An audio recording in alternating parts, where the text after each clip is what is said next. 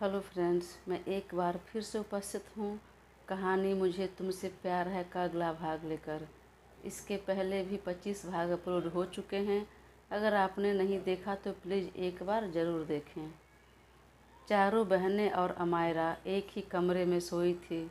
सब अपने पुराने दिनों को याद कर रही थी। अमायरा को यूँ तो लाइफ में अब तक किसी भी चीज़ की कमी नहीं थी, पर हाँ, जितना चैन सुकून आज महसूस कर रही थी, जो आज का माहौल था, वह इससे पहले शायद कभी नहीं हुआ होगा। और ये चारों बहनें यूँ तो चारों चार परिवार से आई थी, लेकिन साथ रहते रहते वह सब एक हो गई थी। सविता जी ने संस्कार ही ऐसे दिए थे कि मन में कभी कुछ आया ही नहीं। वे सब आपस में बातें कर रहे थे, अपने अपने बारे में बता रही थी, जिसे सुनकर अमायरा का दिल बहुत रो रहा था। अपने पिता के प्रति नफरत और बढ़ रही थी। उसे जब नहीं रहा गया तो उठकर लाइट ऑन किया और उन चारों के पास आई। एक बात पूछूं तुम चारों से? एक बात नहीं, 4 बात पूछो। नहीं नहीं, एक ही बात पूछनी है। अरे हाँ, पर हम तो 4 हैं ना। एक एक करके बात चारों से पूछोगे तो 4 बात हो जाएगी। सुनकर अमायरा भी मुस्कुरा दी। अच्छा बताओ, तुम चारों को मुझसे बहुत नफ़रत हो रही होगी ना? तुम सब तो मुझे पसंद नहीं करती होगी ना? क्यों? तुम्हें ऐसा क्यों लग रहा है? क्योंकि मेरे पापा ने ही तो तुम्हारी किडनैपिंग करवाई थी, बेच रहे थे। अगर सविता आंटी नहीं होती तो पता नहीं क्या हो जाता तुम लोग के साथ, और न जाने कितने मासूम लड़कियों के साथ हुआ होगा। सुनकर चारों के चेहरे पर गुस्सा और तनाव आ गया। खनक उठकर बैठ गई, जिसे देखकर माला भी उठकर बैठ गई, कहीं यह अमायरा को थप्पड़ न लगा दे इसलिए। खनक का तमतमाया हुआ चेहरा देखकर अब अमायरा भी चुप हो गई। हाँ, तुम्हें देखकर पहले हम चारों को तो बहुत गुस्सा आया।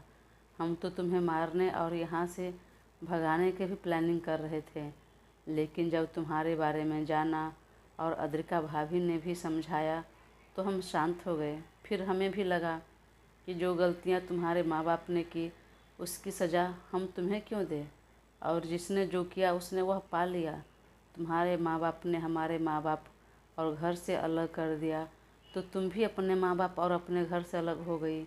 उसने हमारे भगवान से भी बढ़कर माँ बाप सविता जी और देव बाबू को मारना चाहा, अलग करना चाहा, तो देखो वह दोनों बच गए और एक भी हो गए। लेकिन वे दोनों, एक तो मर गई और दूसरा जिंदा भी रहेंगे, तो मृत्यु से भी बदतर सज़ा मिलेगी। हमारे अनुभव भैया को अनाथ करना चाहा, हम अनाथ को बेचना चाहा, तो आज तू भी अनाथ हो गई, हमारे जैसी हो गई। इंसान का तो पता नहीं, लेकिन भगवान हिसाब के बड़े पक्के होते हैं, हमने देख लिया आज। फिर जो बात बीत गई अब हम याद कर और दुखी नहीं होना चाहते। वो तो हम किस्मत के धनी थे जो हमें सविता माँ का साथ मिला और फिर इतना अच्छा जीवन भी नसीब हुआ। अमायरा चुपचाप बैठी सुन रही थी और अब उसके कानों में खनक की बातें गूंजने लगी। अब उसे अपने पेरेंट्स से घिन होने लगी थी। ए अमायरा, बुरा मत मान यार, दुखी मत हो। तुमने पूछा तो हमने बता दिया। हमारा इरादा तुम्हें दुखी करने का नहीं था। और छोड़ न इन सब बातों को। जिसने जो किया उसका फल मिला। हमें तुमसे कोई प्रॉब्लम नहीं है। चलो तुम भी हमें ज्वाइन कर लो, हम 4 से 5 हो जाएंगे। सुनकर भी अमायरा नहीं उठी तो खनक उठकर उसकी बाँह पकड़ खींचते हुए कहा, हम सभी ना कल भैया भाभी के लिए सरप्राइज प्लान कर रहे हैं, तुम भी हमें ज्वाइन करो ना और हमारी मदद भी करो। अमायरा ने मुस्कुराते हुए कहा, हाँ ठीक है, पर क्या सरप्राइज है? उसने धीरे से कान में कुछ कहा तो अमायरा ने मुस्कुराते हुए हाई फाई दिया। हाँ, बहुत सही है तुम्हारा प्लान। फिर कुछ देर तक बातें की, हंसी मजाक किया और फिर सो गए। बाकी सब तो सो गए, लेकिन खनक और अमायरा दोनों ही जगी थी। तो खनक धीरे से उठकर अमायरा के पास आई और उसे धीरे से एक धौल जमाते हुए कहा, क्यों रे, तुम्हें नींद नहीं आ रही है? राजन की याद आ रही है? उसे बुला दूँ? मुझे तो नहीं याद आ रही। अगर तुम्हें अनुज की याद आ रही है तो बुला देती हूँ, अभी कॉल करती हूँ। तुम्हें मेहनत करने की ज़रूरत नहीं। अगर ऐसा महसूस होगा तो मैं खुद बुला लूँगी। देखो, मैं अभी उसी से चैट कर रही थी। चल तू अपना चैट कंटिन्यू रख और हमें भी सोने दे। तो खनक ने भी फ़ोन रखा। फिर दोनों करवटें बदलकर सो गईं। अमायरा मन ही मन सोच रही थी, बड़ी खुशनसीब है अद्रिका। भगवान करे उसे सबका प्यार मिले, जितना वह तरसी है उससे कई गुना मिले। प्रभु, उसकी झोली खुशियों से भर देना। इधर कमरे में अनुभव कमरे आया और अपना ब्लैंकेट छोड़कर उसी के ब्लैंकेट में सो गया। पर जब सोने में कंफर्टेबल फील नहीं हुआ तो उठा और अपना शर्ट रिमूव कर लिया। फिर अद्रिका के बेहद करीब जाकर उसे पीछे से अपनी बाहों में भर लिया। अद्रिका की पीठ अब उसके सीने से लगी थी। वह गहरी नींद में सो रही थी तो उसे कुछ पता नहीं चला और वह अभी भी गहरी नींद में सोई ही रही। जब कोई हलचल नहीं हुआ तो अनुभव ने उसे अपनी तरफ घुमाया और उसका सिर उठाकर अपने बाह पर रख लिया और दूसरी बाह से घेरा बना लिया। अब अद्रिका के होंठ अनुभव के चेस्ट को छू रही थी और उसकी गर्म सांसें अनुभव के सीने से टकरा रही थी, जो उसके दिल में हलचल मचा रही थी। वही अनुभव के करीबी और उससे उठते मर्दाना परफ्यूम की खुशबू से अद्रिका भी मदहोश सी हो रही थी। वह खुद को कंट्रोल करने की कोशिश में लगी हुई थी। कुछ देर तक तो कर लिया, पर जब नहीं रहा गया तब जोर से खिलखिलाकर हंस पड़ी। अनुभव चौंक गया। कहीं नींद में तो नहीं हंस रही? अद्दू, अद्दू, क्या हुआ बच्चा? क्यों इतना ज़ोर से हंस रही हो? क्या देखा सपने में? तब अद्रिका ने आंखें खोलकर उसे देखते हुए ज़ोर से हंसने लगी। शैतान लड़की, तुम जाग रही थी? उसने हाँ में सिर हिला दिया। तो फिर सोने की नौटंकी क्यों? बस यूं ही, तुम्हें पता न चले कि मैं जगी हूँ इसलिए। अच्छा, बताओ इतनी रात तक क्यों जगी थी? इसी बात पर न तुम्हारे मुंह पर एक मुक्का मारने का जी कर रहा है। अरे देर रात तक एक नई नवेली दुल्हन अपने पति का इंतज़ार क्यों करती है? बोलते हुए अब अद्रिका को गुस्सा आ जाता है। तुम बताओ, कहाँ थे अब तक? किसके साथ? वही राजन और अनुभव ना? अरे उस दोनों के अलावा कभी मेरे साथ भी टाइम स्पेंड करो। ये तुम क्या बोल रही हो? सही बोल रही हूँ। और इस तरह से वह दोनों तुम्हें हग कर रहा था कि उसे देखकर तो मुझे तुम पर थोड़ा डाउट भी होता है। कहीं तुम। अनुभव हंस पड़ा और सिर हिलाते हुए कहा, तुम्हारे छोटे से दिमाग में क्या उटपटांग बातें आती रहती है? इतनी छोटी सी तो हो और गुस्सा तो हमेशा नाक पर रहता है। लुक हु इज़ टॉकिंग, खुद को नहीं देखते हैं? 6 फुट हाइट है मेरी। मैं हाइट की बात नहीं कर रही, तुम्हारे गुस्से की बात कर रही हूँ। तुम्हें भी तो कितना गुस्सा आता है। अद्रिका ने नाक भौं सिकोड़ते हुए कहा।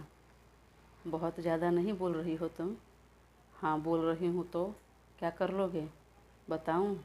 बोलते हुए अनुभव उसके ऊपर आ गया और उसकी आंखों में देखते हुए कहा, अनुभव ठाकुर है नाम मेरा।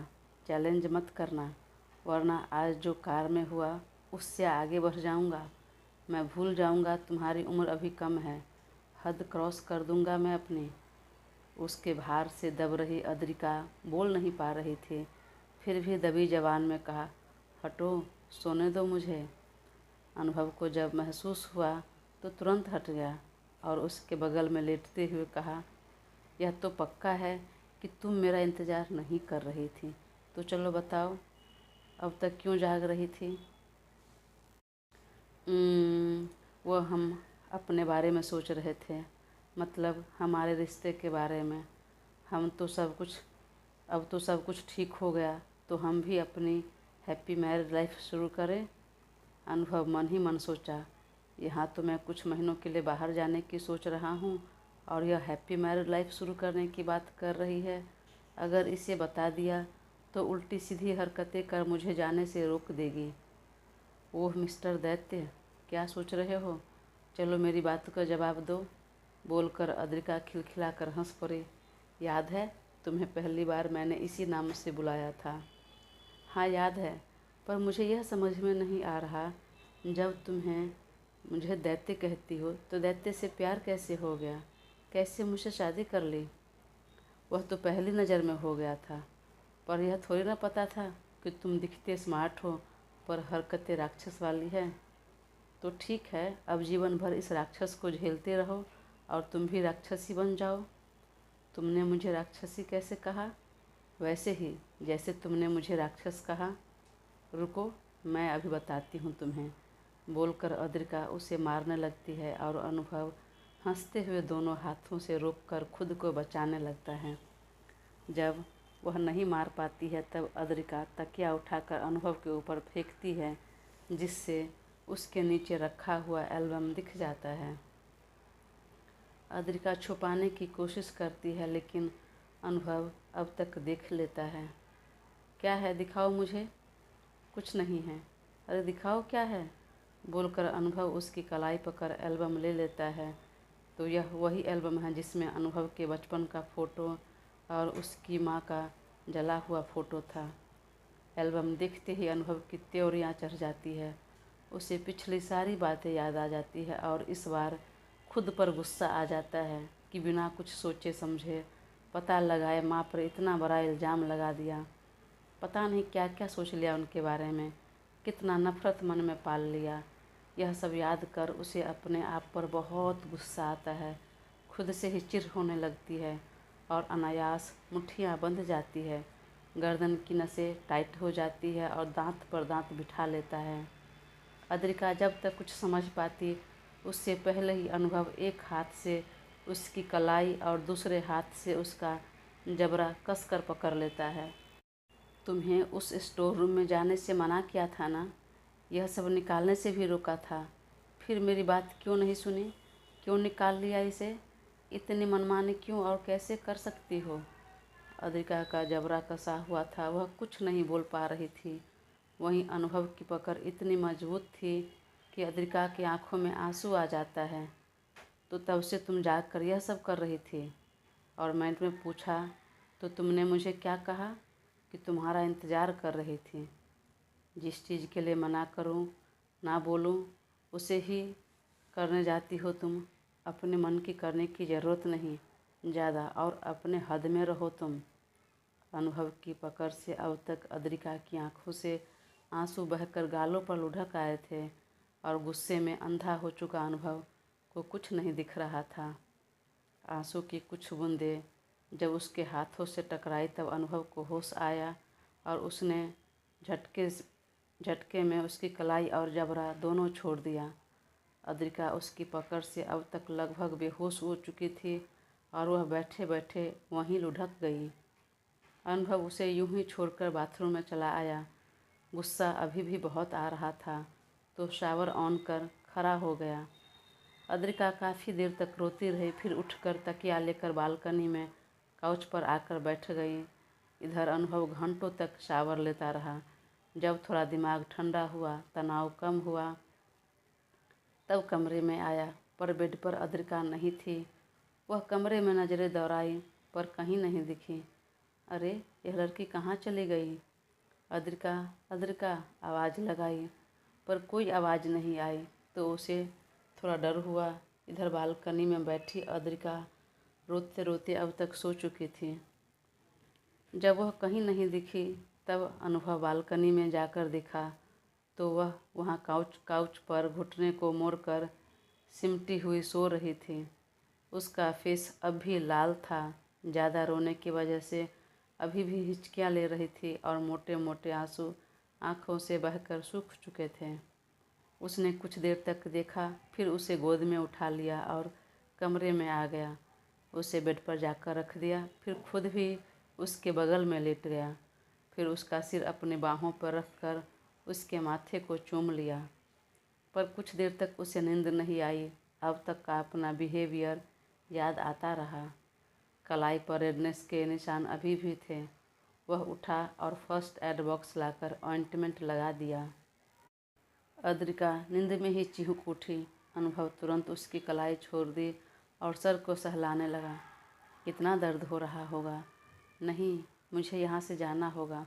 अपने गुस्से को कंट्रोल में रखना होगा। मन ही मन बोलकर वह अपनी आंखें बंद कर ली और कुछ देर में वह भी गहरी नींद में सो गया। अगली सुबह अद्रिका उठी तो याद आया कि रात में तो वह बालकनी में काउच पर सोई थी, फिर यहाँ कैसे आ गई। शायद अनुभव लेकर आया होगा, पर वह है कहाँ। अनुभव उससे पहले उठकर बाहर निकल चुका था। अद्रिका उठकर बैठी और चारों तरफ नज़र दौड़ाकर अनुभव को ढूंढने लगी, पर जब वह कहीं नहीं दिखा तो अद्रिका को थोड़ी परेशानी हो गई कि क्या हुआ, कहाँ गया, कहीं वह अभी भी गुस्से में तो नहीं है। वह कमरे से बाहर निकलने लगी, लेकिन अपने ड्रेस पर नज़र गया तो झटपट जाकर फ्रेश हुई और बाहर निकली तो चारों बहनों के साथ अमायरा भी देखकर चिढ़ाने लगी। तो अद्रिका ने सबको गुड मॉर्निंग कहा, पर जवाब में एक बार फिर सब मिलकर उसे चिढ़ाने लगी। 9 बज गए, सबने नाश्ता कर लिया और अभी आपका गुड मॉर्निंग हुआ है भाभी। तभी खनक पास आकर बोलती है, लगता है मेरे भैया ने आपको ज़्यादा परेशान कर दिया। यह तुम्हें कैसे पता? आपके चेहरे की रंगत और कलाई पर निशान भी दिख रहे हैं। अब उसकी नज़र कलाई पर गई, जिस पर हल्की सी रेडनेस अभी भी थी। उसी रात की सारी बातें याद आ गई।